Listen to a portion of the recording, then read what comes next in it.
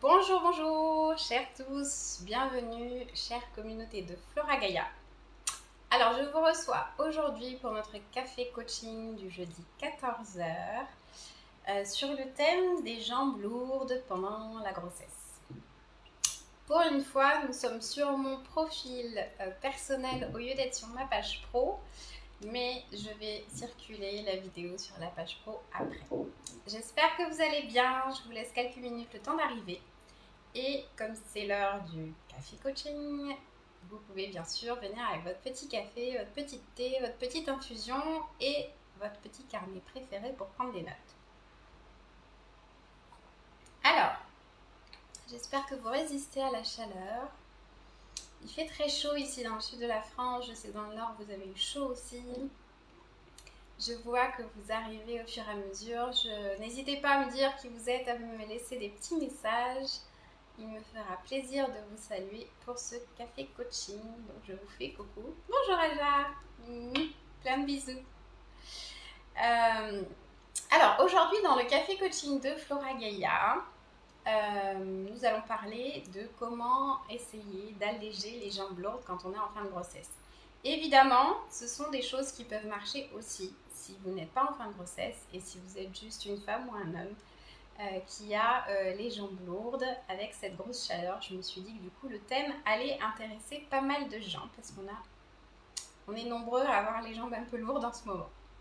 Alors, je précise que on va pas parler ici des varices. On va parler de la partie vraiment œdème des jambes lourdes, donc c'est plutôt la partie rétention d'eau. Et une autre fois, je pourrais vous faire quelque chose de plus sur les varices et les problèmes circulatoires. Là, c'est vraiment plutôt sur la partie œdème. Ce que je voulais vous dire, c'est que évidemment, si on parle de fin de grossesse, ou même pendant la grossesse tout court, il y a des changements hormonaux qui font que voilà, la circulation lymphatique est plus difficile, la circulation veineuse aussi, il y a l'imprégnation hormonale qui rend les choses plus difficiles que d'habitude. Il y a aussi le fait que les reins traitent beaucoup plus de liquide que d'habitude. Et en fonction de votre mode de vie, en fonction de votre alimentation, en fonction de votre profil de santé, eh bien, vous allez avoir plus ou moins tendance à avoir cette impression de jambes lourdes et à faire de l'œdème. En général, c'est plutôt les pieds, les chevilles et les jambes, le bas des jambes, qui ont tendance à gonfler. Sachez toutefois que donc ces préconisations que je vais vous donner vont fonctionner pour des choses simples. Sachez juste que si tout à coup vous avez les mains qui gonflent, le visage qui gonfle et que vous êtes enceinte, ça peut être des signes de prééclampsie et c'est une urgence médicale. Donc si c'est les mains qui gonflent d'un coup avec le visage, etc., allez tout de suite consulter votre médecin parce que c'est une urgence médicale si vous êtes en période de grossesse. Donc ça c'est dit. Ce que je vais vous proposer ici, c'est un certain nombre de mesures pour répondre à cette question des jambes lourdes qu'on subit plutôt l'été, parce qu'il fait chaud et donc c'est un facteur aggravant. Il va y avoir des mesures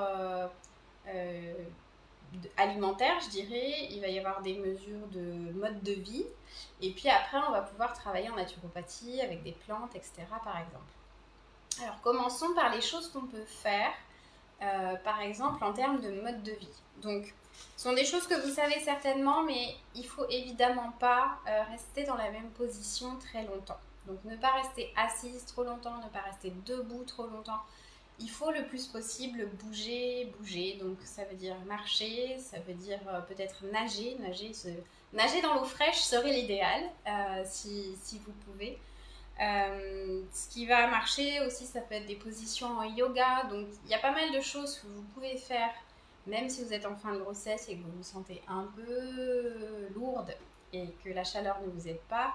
Mais nager dans l'eau fraîche, marcher dans l'eau serait bien, ou même faire du yoga. Tout ça sont des choses qui peuvent réduire l'œdème ou en tout cas prévenir l'œdème, etc. Donc bougez, faites des sports ou des activités qui vont vous alléger justement au niveau de cet œdème. Il est intéressant aussi de se coucher sur la gauche. Alors c'est parce qu'on a la veine cave inférieure qui passe sur la droite. Et donc pour la libérer, on se couche sur la gauche. Euh, ça évite d'avoir des problèmes circulatoires et d'avoir un certain nombre de problèmes. Donc couchez-vous le plus souvent possible quand vous dormez, quand vous faites la sieste, quand vous regardez la télé, sur la gauche pour libérer la veine cave inférieure. Ça va aussi arranger un petit peu les choses. Ce qui marche aussi assez bien, c'est évidemment de mettre les jambes en l'air. Donc, si vous pouvez vous installer, ça peut être voilà, quand vous êtes chez vous sur un canapé avec les jambes en l'air. Si vous pouvez vous mettre, par exemple, sur votre lit, mais avec les jambes contre la tête de lit ou contre le mur, à ne pas faire trop si vous êtes en hypertension. Enfin bon, normalement, voilà. L'idée, c'est de surélever vos jambes et même si vous êtes en train de dormir, donc surélevez votre lit, soit mettez des cales sous les pieds, soit mettez un coussin sous le matelas, etc. Et d'avoir d'avoir une petite inclinaison, quelque chose qui soit quand même confortable, puisque l'idée, c'est quand même de dormir, mais que pendant la nuit, la circulation puisse mieux se faire et que vous vous réveillez avec des jambes beaucoup plus légères. Ce qui va être vraiment, vraiment précieux, ça va être la douche froide, évidemment. Alors, si vous n'êtes pas une adepte de la douche froide, quoi, en ce moment, il fait assez chaud, donc du coup, on a un peu tendance à prendre des douches froides, mais si vous n'êtes pas une adepte de la douche froide, faites au moins les jambes, parce que ça va vraiment, vraiment vous faire du bien. Donc ça, c'est vraiment super intéressant de finir au moins sa douche avec un jet d'eau froide en partant du pied et en remontant jusqu'aux genoux et en faisant ça un certain temps.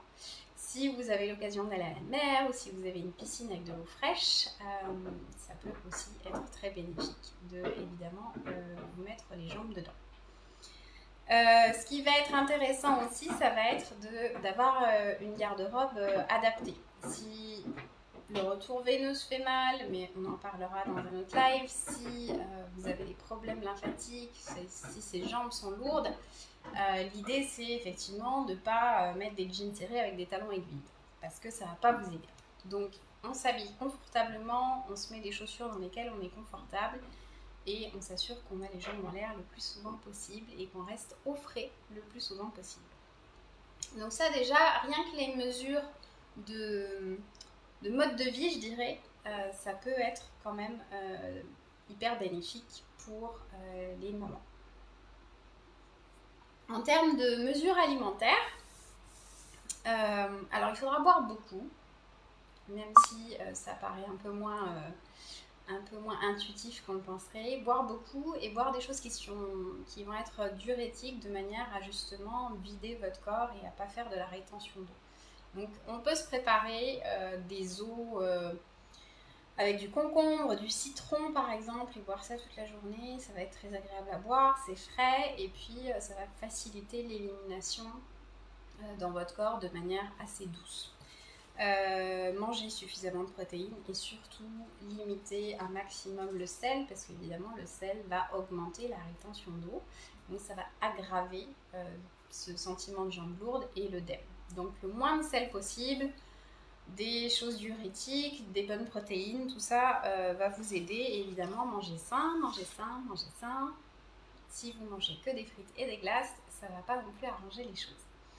Donc voilà, tout ça va être grandement facteur améliorant, on va dire, pour l'œdème et les jambes lourdes. Ce qui va aider évidemment, c'est les bas de contention aussi. Si on part dans des mesures plutôt paramédicales, on va dire, les bas de contention vont aider. Ça, je ne peux que vous conseiller en milieu et fin de grossesse de porter des bas de contention. Évidemment, c'est un peu la galère pour les mettre quand on a un gros ventre, mais on peut se faire aider. Vous savez que vous pouvez vous les faire prescrire par votre médecin, par votre sage-femme, parce que ça coûte un peu cher et on les fait faire en pharmacie sur mesure. À l'époque de nos grands-mères, les bas de contention c'était très moche et c'était très épais. De nos jours, ils font quand même des bas de contention qui sont beaucoup plus légers, qu'on peut porter même en été. Même si avec la canicule, je vous accorde que c'est pas facile, mais ils sont beaucoup plus légers, ils se voient beaucoup moins, ils sont beaucoup plus agréables à porter, donc n'hésitez pas parce que ça change tout. L'idée c'est, si vous avez dormi avec votre lit incliné, c'est de pouvoir, avant même de descendre du lit, mettre vos bas de contention. Et comme ça, vous aurez des belles jambes pas gonflées toute la journée. Ça va aider. Ce qui va aider beaucoup aussi, c'est faites-vous masser. Faites-vous offrir des massages lymphatiques, donc vraiment pour aider voilà, les liquides à circuler, alléger les jambes. Donc ça peut être un beau cadeau que vous pouvez vous faire offrir, de vous faire masser. Alors si vous avez quelqu'un qui sait masser à la maison, tant mieux. Sinon, allez chez une esthéticienne ou quelqu'un, votre doula, qui sait faire des massages lymphatique pour aider à soulager vos jambes, ça peut être fabuleux. On peut en faire de temps en temps pour soulager s'il y a besoin. Donc ça va alléger aussi en naturopathie. Alors en naturopathie, on va utiliser par exemple le bourgeon de châtaignier en gémothérapie. Donc c'est un bourgeon qu'on pourra utiliser et qui va justement aider à une meilleure circulation, à désenfler, etc. Donc le bourgeon de châtaignier peut être utile. Ce que vous pouvez faire aussi, c'est une cure d'hydrolat de cyprès vert, mais attention, c'est sous certaines conditions, c'est-à-dire des cures pas trop longues et à certains moments de la grossesse. Donc voilà, si vous avez un vrai problème d'œdème, je vous le dis tout le temps, mais moi je vous donne des petits trucs là, mais en fonction de votre profil, en fonction de votre santé, c'est mieux d'adapter et de ne pas faire de l'automédication, surtout quand on est enceinte. Donc n'hésitez pas à m'appeler pour qu'on prépare quelque chose de personnalisé et que je vous explique vraiment comment vous pouvez utiliser l'hydrolat de cyprès vert en cure pour justement drainer et désenfler l'œdème au niveau des jambes. Ce qui va fonctionner aussi, c'est par exemple que vous fassiez une tisane avec de la luzerne, de l'ortie, avec... Salut Samia! Avec de la luzerne, avec de l'ortie, avec du framboisier, et vous pouvez rajouter aussi du pissenlit dans la tisane, en fin de grossesse particulièrement, parce que justement ça va vous aider à drainer au niveau des liquides. C'est un diurétique un peu doux, on va dire, qui va favoriser, voilà, éviter ce genre de problème. Coucou ma belle, comment tu vas? Ça me fait plaisir de te voir. Je t'embrasse, j'espère que tu vas bien. Alors voilà ce que je voulais vous dire. Merci. Pour du coup les jambes lourdes. Alors je me suis dit qu'effectivement c'était un sujet qui devait vous intéresser parce que voilà, enceinte, en fin de grossesse et avec cette chaleur, c'est quelque chose qu'on rencontre souvent, et même quand on n'est pas enceinte, et bien c'est vrai qu'avec cette chaleur, souvent les femmes, parfois les hommes aussi, on a quand même des problèmes de retour veineux et des problèmes lymphatiques. Donc voilà, l'idée c'est de pouvoir profiter des bienfaits de la nature et des mesures hygiéno-diététiques pour être en meilleure forme.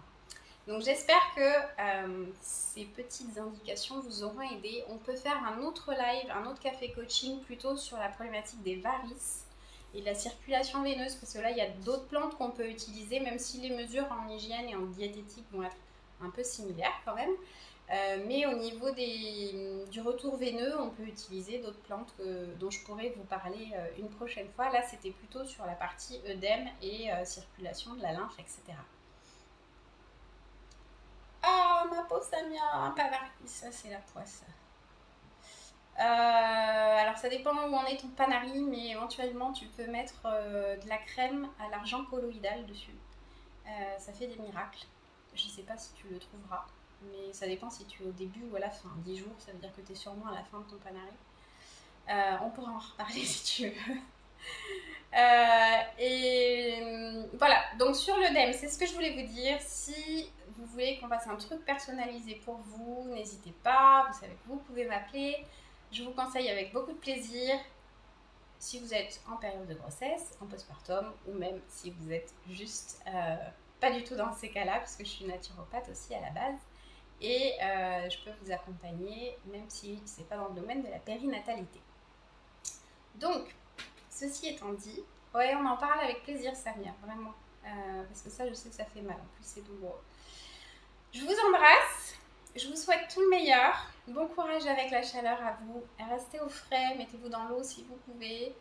Et faites attention à vos bébés avec cette chaleur, bien les hydrater surtout. Et bon, éventuellement, j'aurais pu faire un café coaching sur comment tenir vos bébés au frais parce que c'est vraiment un souci pour beaucoup de parents pendant cette période. Mais voilà, on en reparlera. Je vous souhaite à tous de très belles vacances si vous prenez les vacances. Moi, je serai avec vous encore jeudi prochain. Et après, je pars un petit peu en vacances aussi pour m'occuper de ma famille. Voilà, voilà. Je vous embrasse très fort. Et puis, je vous dis à jeudi prochain. Ah, et j'ai oublié de vous dire, pour les mamans qui regardent, demain, sur le groupe des Naturo Mamans, on a un live qui est gratuit sur comment prendre soin de soi quand on est une future maman. Et je vais vous parler d'un outil que j'aime beaucoup qui est le cercle du nurturing en anglais. Et l'idée, c'est de voir comment est-ce qu'on peut nourrir la future maman, mais nourrir dans l'âme, dans le corps, etc. pour qu'elle prenne soin d'elle et qu'elle ne s'oublie pas. Et je vous rappelle que j'ai fait le même, mais adapté pour les jeunes mamans il y a quelques temps et que vous pouvez vous le procurer aussi sur mon site web. Voilà, je vous embrasse, je vous souhaite tout le meilleur et je vous dis à très bientôt. Salut! Bisous Samia, prends soin de toi. À bientôt.